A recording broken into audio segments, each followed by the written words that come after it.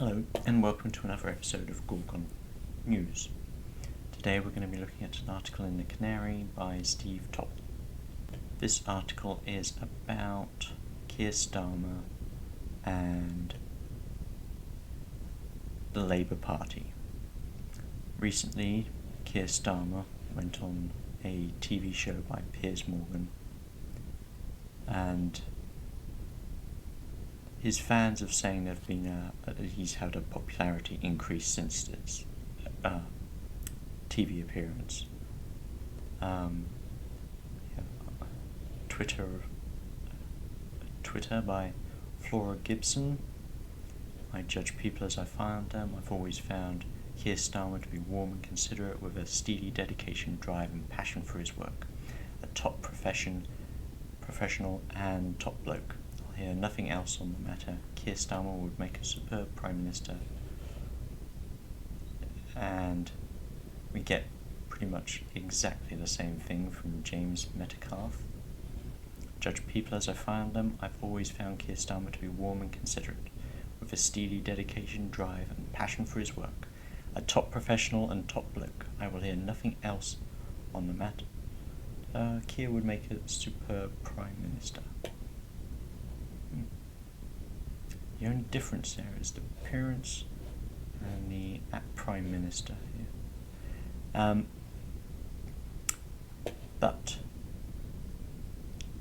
YouGov did a polling of the population and where they would their voting intentions on the week before this TV appearance and interview, and the week after. Now, his supporters are saying that there's been an upsurge in support for him, but according to the YouGov polling, the most recent one was on the 25th. Sorry, the most recent one was done on the 23rd of June. But the previous week, I think it was a Friday or something like that, well, from the 27th to 28th of May, they did another one, and the increase in support Labour has gained since then has been 1 percentage point. Not much of an increase. I mean, the Greens got the same. The Conservative Party did 3 times as well. The Lib Dems lost 2, down to 6%. The SNP lost 1. Reform UK, a right-wing party, lost 1%. So it was a good week for the Conservative Party and the Green Party and the Labour Party. Pretty bad week overall for the Lib Dems. They're now 4th place after the Greens. Don't have any problems with that.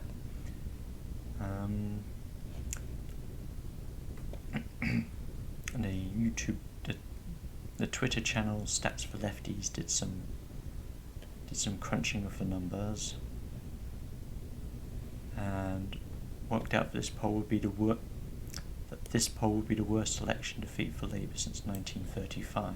For Conservatives getting, with their voting intention, 46% going to Conservatives and 30% going to Labour. Conservatives would probably get 384 seats, and the Labour would get 184. So a Tory majority there. Worst Labour results since 1935. Again, I'm going to stop doing that. Well, I don't think Keir Starmer's a bad person, as far as I'm aware. He just seems politically naive and has been surrounded by some pretty bad people. This Twitter articles, it's the same article.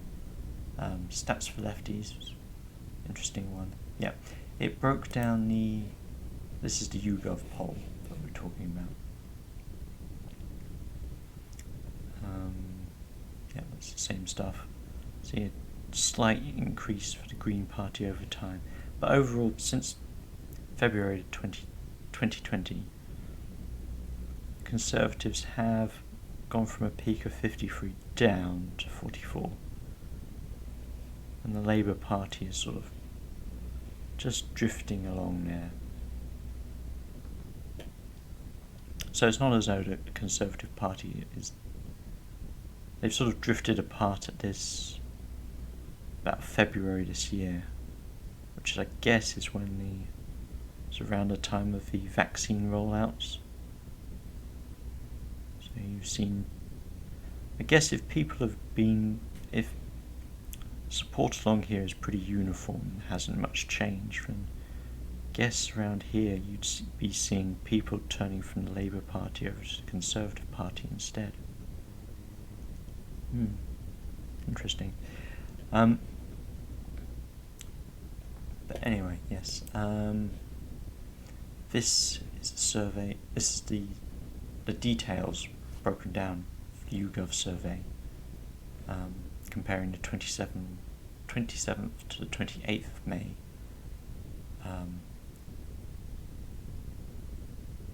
Survey versus versus the 2nd to the 3rd of June survey. Again, I'll leave all of the notes here in the descriptions down below on the video. What I found that was all of the details they've given in the previous graphs we've seen have been about people who would definitely vote. However,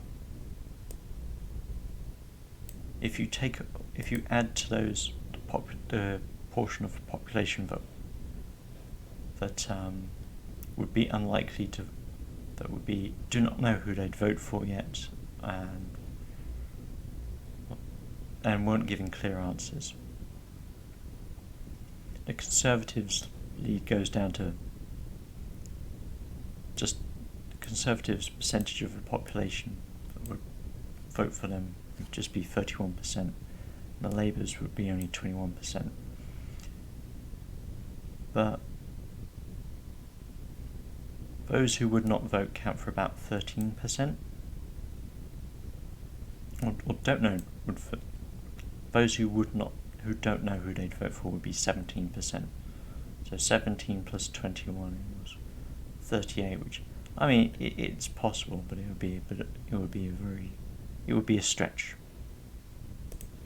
And as they point down later on in this article, all polls are subject to a wide range of potential sources of error. On the basis of the historical records of the polls at recent general elections, there is a 9 in 10 chance that the true value of a party's support lies within 4 points of the estimates provided by this poll, and a 2 in 3 chance that they lie within 2 points. So it's not necessarily the end of the world. What I do find interesting is this section here about the age range. We've got 18 to 24, 25 to 49, 50 to 64, and 65 plus, and their party voting intentions. If we go to the section where it's only weighted by, let me try and increase the size of this. I don't know what I can do here. Should have done that earlier. If we go to the section weighted by those who intend on voting, know what they're voting for. Amongst the 65%, those over 65 and over, 65% of them would vote for the Conservative Party, whereas only 17% of them would vote for the Labour Party. Whereas if you compare that with those 18 to 24, only 11% would vote Conservative and 46% would vote Labour. That's astounding. I mean, it's like 4 to 1. The Conservative Party doesn't have a future in that age group. And when you go down here to the 18s to 24s, the Green Party getting 13% of the vote, that's higher than a Conservative Party. It's the estimates from the Conservative Party. So in the future, the Green Party could win out You could get more votes from the Conservative Party. So I think there is a there is a better future ahead, but it's just once all this stuff, it'll just take many decades to get there. So just 2 generations to go, and I'm sure we'll have a nice green future, a world we'd love to live in.